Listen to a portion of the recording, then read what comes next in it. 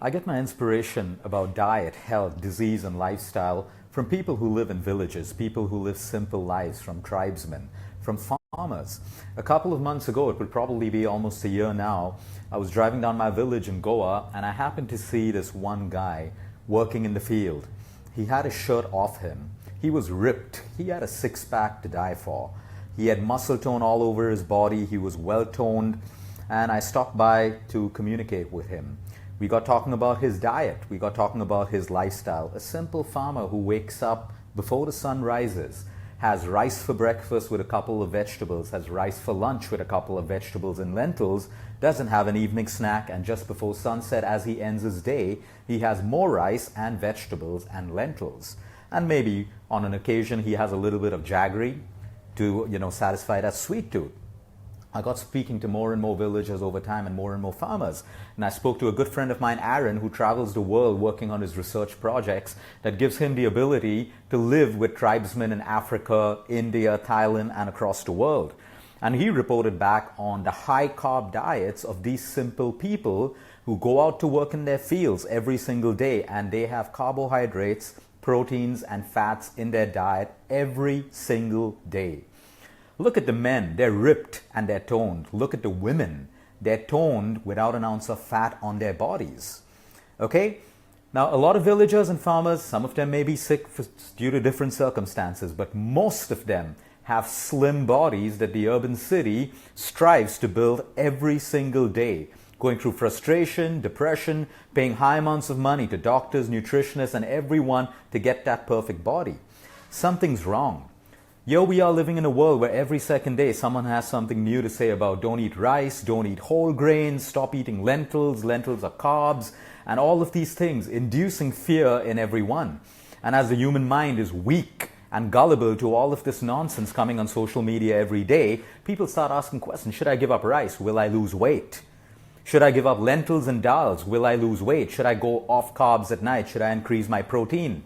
Look at the life of simple people. They don't even calculate the amount of protein and carbs and fat that they eat.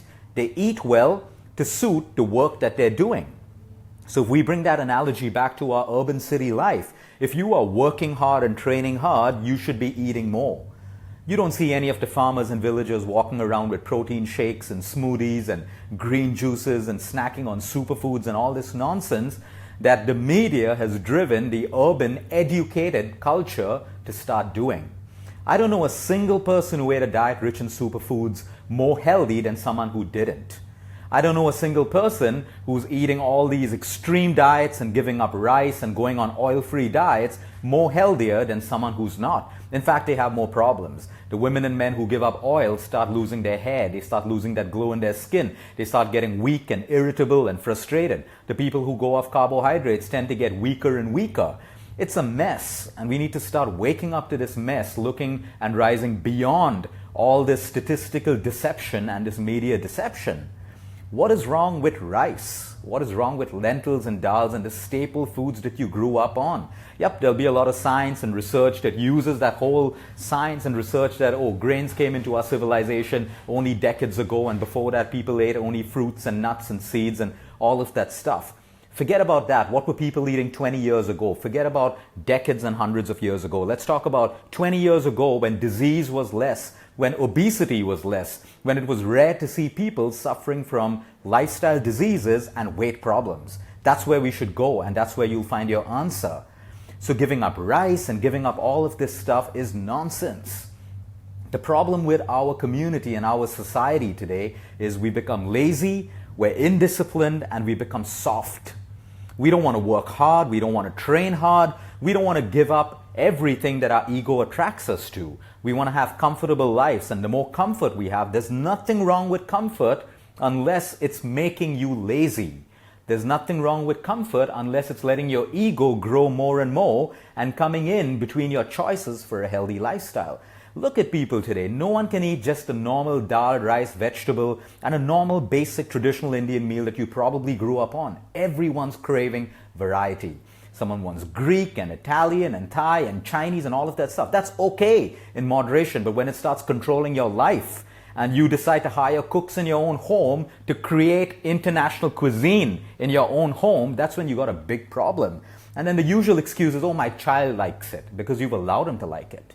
Oh, we like it. We need taste and variety. Variety is the spice of life, but it is also a virus that has been creating disease and sickness amongst all of us. Even when people have diabetes and they know how serious diabetes is, they're not scared of the pill they're on. They're more scared about fruits. Oh, can I eat fruits? Fruits will cause harm. Fruits will make me sicker. No, my friend, your diabetic drug and your poor lifestyle will make you sicker. Not the fruits, not all of these things. When we talk about the health benefits of fruits, all the diabetic people wake up and they're scared of experimenting with fruits because they believe, oh, my sugar levels will go up. Let me tell you something, your sugar levels will go up with any food you eat. It's only your diabetic drug that's keeping it in place. Statistical deception. We're questioning things which are natural and not questioning all the pills that we're popping every single day to make our medical parameters look healthy. You're not healthy if you need a medicine to keep your medical parameters in place. Period.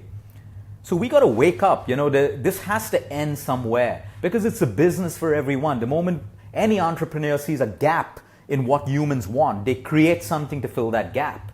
So if we're trying to tell diabetics, oh, you can't have sugar, then the artificial sweetener company comes in and says, yeah, you can still have sugar. It's an artificial sweetener. You can have sugar in your tea even if you're diabetic. Not telling millions of diabetics around the world that artificial sweetener, that Splenda, that little colored pack is destroying your brain, it is destroying your gut, it is making you more acidic, and in no way does it have any positive impact on your diabetes. It may just show that your sugar levels don't rise high enough, and then you think, oh wow, this is great for me.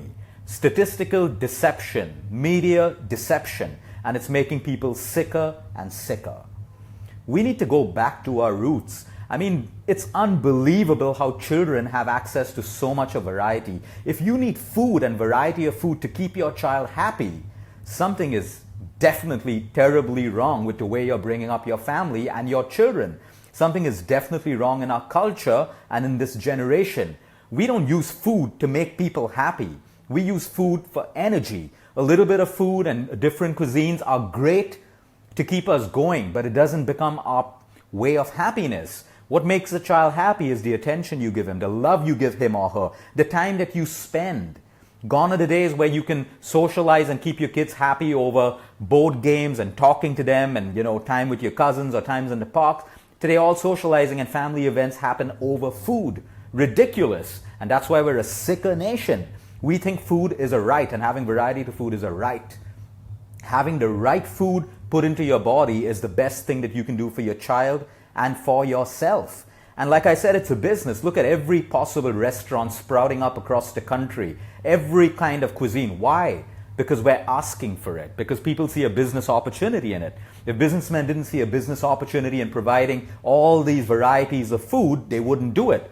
Molecular gastronomy and all of this crap, which is addicting us more and more, taking us away from our essence of real food, corrupting us, corrupting our children and getting them addicted, is the downfall of our society today and the reason why we are so sick and so depressed. So many people who just eat their normal food every day have better health reports than people who are going on all these extreme diets of, veganism or paleo. Not that I have anything against it, but they hold it as extremes. They become fanatical about it. They start getting aggressive and condemning people who are not vegan, who eat other stuff. Villagers eat chicken, country eggs. They eat fish. They eat plants when it's in season. They're happy, they sleep well at night, they have no disease, they have great bodies, and they live in harmony more than people in urban cities. Even though we have so much, we have food, we have socializing, we have everything, and yet you have everyone at social functions bitching about one another, making fun of one another, and that's why there's so much of depression and men and women in urban society wearing mask after mask. How long are we going to maintain a false facade about who we are? It's exhausting. And you know it out there. If you're wearing that mask, you know how exhausting it is for you to be in society every single day. At a wedding, at a function, at a club, in normal social parties and outgoings, everyone's wearing a mask all the time to be someone they're not. That needs to change because we've moved away from simplicity to something that's complicated. We don't even know who we are anymore. We're just trying to be someone for some different group in society all the time. But again, go back to simple living and simple villagers. Why are they happy? Because they eat simple, they sleep simple, probably they have stress of money and finances and all of that stuff, but they learn to live with what they have. And you come to urban societies that have everything, and yet there's more greed, there's more consumption, and all of that nonsense. Half the women and men that you see today are not even real anymore. And I'm going to be honest about this. It's my profession. You'll find women that people look up to and men who people look up to. Oh, what a great body he has. What a great body she has. And they don't know the other side of it. They don't know that those men are pumping themselves with steroids and anabolics to get that six-pack and look big. They're healthy inside. You think that's healthy if you're building a body with steroids and anabolics and half the women out there have boob jobs and lip jobs and butt jobs and liposuction, and then all the other women are envying them and saying, oh, I want to be like her. You definitely don't want to be like her. You don't want to put your body through all of that stuff. You got to start connecting with your soul. You got to start connecting with your heart. And it all starts with the simple choices that you make every single day. And it appalls me and it breaks my heart when I see parents spoiling their children in the name of love. I want to give my child the best life. I love my child, and they're stuffing them with junk. I'm sorry, you don't love your child if you think food is the way to buy their love. Your insecurities shouldn't be a reason that you spoil your children. It's as simple as that. Just because you don't have the time to spend with your children, you don't have that time to give them attention and love, what they really, really need, doesn't mean you can bribe them with your money, your wealth, and all of this nonsense which is corrupting them. Yep, your child will love you after a while because you're feeding his addiction. You're feeding her addiction. When that brain starts kicking in, asking for sugar and salt, guess what? Mom and dad's going to give me that ice cream or take me out for Domino's or some shitty junk food. And they're going to love you for that, but that's a false sense of love. It takes discipline. So many parents today are scared of conflict between their children. They want their children to love them, so they give them everything because the parents are dealing with their own conflicts. They're unable to get love out of their own relationships, from society, appreciation from their colleagues, their jobs, and all of that stuff. So they start looking at their children to fill that void. And that's the wrong way to do it, which is why even adults, we got to constantly work on ourselves. We got to constantly work on our emotions and identify the voids that we have and slowly start trying to fill it with the realness of life. Yep, alcohol can fill the void for a while. A cigarette, a joint, movies, socializing, holiday after holiday, material things like handbags and expensive watches and cars, all of that stuff can fill that void for a short period of time. But why are you scared of starting to look inside of yourself? Look at the definition of success and failure. Success is put on a pedestal and failure is put down. There's nothing wrong with failure. Some of the most successful people failed before getting successful. And yet we put failure down and success on a pedestal. That's got to change. Half the people who we role model, who we make our role models, who are successful, revolves around the money that they've made, the lives that they've created, the bodies that they have. But you don't know the other side, how depressed they are. They can't sleep at night. They have cholesterol issues. They have knee pains. They have relationship issues. They're wife beaters. They're husband beaters and all of that crap. We get to see this shit every day in our line. And that's the truth that we need to know about. The grass is always greener on the other side is what they say. The grass is greenest where you stand. If you constantly water the grass that you're standing on, guess what? It's going to grow greener than the other side that you keep wishing for all the time. So we need to understand that, start going back to simplicity. Half the people who have disease only have to go back to simple living. But what comes in between them? Their ego. How do you tell a wealthy person who has chefs at home cooking continental and all that fancy food all the time, when they come with disease and cancer and diabetes, how do you tell them that, hey, listen, your solution is eating a little bit of white rice, a little bit of dal, and a little bit of vegetable, and that's how you heal? It doesn't go down well with them. Why? The ego comes in between their decision, even when they're sick, even when they're trying to reclaim their health. Ego and attitude are the two most limiting things besides fear. So we have to work on one exercise all the time. Who are we? When we start to know who we are, we're not going to be too happy. We have a dark side, we have a light side. Everyone has a dark side. I wasn't too happy when I found out what my dark side was. I didn't want to accept it. I want to accept that I have those kind of emotions and feelings and all those things. But when you accept your flaws, that's when you gain control over them. Everyone has sin in them. Every single human being. So drop the facade of trying to be good all the time in the eyes of everyone else. Tame the bad emotions, tame the bad feelings, but put your true self outside there, because you are going to be the best example to your children. Your children will never follow your advice. Your children and this generation will follow the example you lead. So don't be scared to express who you are. Don't be afraid to show your emotional weakness to children and the people who truly care for you. That's what makes you stronger at the end of the day. So again, you don't have to pay me money and come on my nutritional programs. What you need to do, or for that matter, anyone, what you need to do, the truth is in the life of simple people. Start doing your own research if you believe that. If you want to believe that, go back and look at what simple people in the villages and in the farms eat and how they live. They rise early. They eat well. They're not counting calories. They're not dieting. They're not eating like sparrows, chewing on leaves and lettuce and pumpkin seeds and sunflower seeds and all of that stuff. They work hard. They move their bodies. I'm not saying you need to become a farmer and work in the field. You have the possibility in an urban city to hit the gym, go out for a walk, do your yoga, YouTube an exercise video, but move your ass. It's as simple as that. But we have servants to do all that shit for us all the time. We have drivers to drive us everywhere. So the fault lies with us, no one else. You are responsible and accountable for your own health. If you are fat today, you can't blame anyone else. You blame yourself. You accept it, you put yourself on the right path, you get some discipline injected into your life, and you start making changes one day at a time. Women and men get on programs, get personal trainers, and in 1 month they start complaining and blaming everyone who have not lost weight. It's still your fault. It is still your fault because you're not doing enough.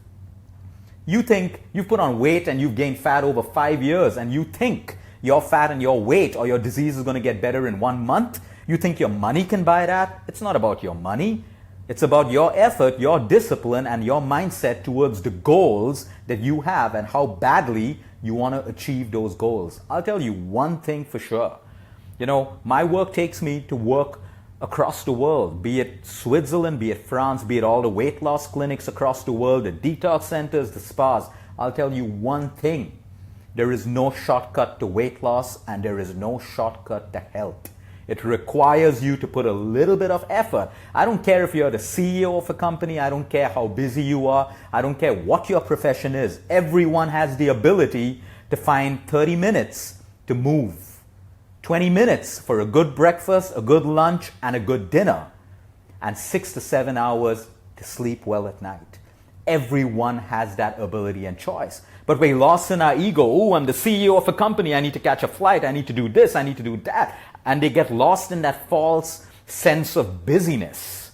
And that's who they get recognized for and appreciated. Because how do we appreciate people today? Oh, you're such a hardworking person. You're the CEO of a great company. You built this company. You work so hard. That's rubbish. I know CEOs who have built their companies maintaining their health and their bodies and their families and their relationships. To me, that's true success. People who build their companies and lose everything else, that's not success at all. You've just probably satisfied your ego to build a goal that you have in your mind.